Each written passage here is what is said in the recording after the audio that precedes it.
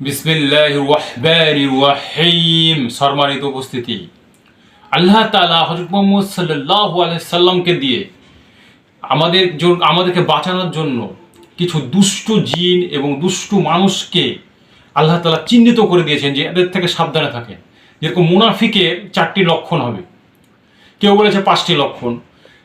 তো এসব লক্ষণের ভিতরে দেখা যাবে সে কথায় কথায় মিথ্যা কথা বলে, আমানতের খেয়ানত করে।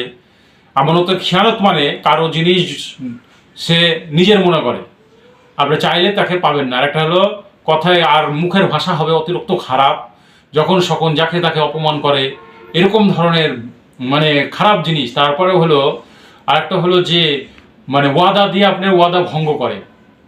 এই ধরনের জিনিসগুলোকে চিনে রাখতে হবে। এরকম ধরনের সূরা নিসার ভিতরে আপনার খুঁজবেন, দেখবেন যে মানুষ শয়তানের সাথে, যে ইবলিস শয়তানের সাথে যে মানুষগুলো খারাপ কাজে লিপ্ত থাকে তাদেরকে মানুষ শয়তান বলে আল্লাহ তাআলা আমাদেরকে বাঁচানোর জন্য এইসব ওদের সাথে কাজ করে, এই জন্য বাঁচানোর জন্য এই কথাগুলো আমাদেরকে শিখিয়ে দিয়েছে। আর আমরা তাদের কাছ থেকে যেন আমরা বাঁচি। আর এই আরও পরবর্তীতে সব কথাগুলো আলোচনা করা হবে ইনশাআল্লাহ।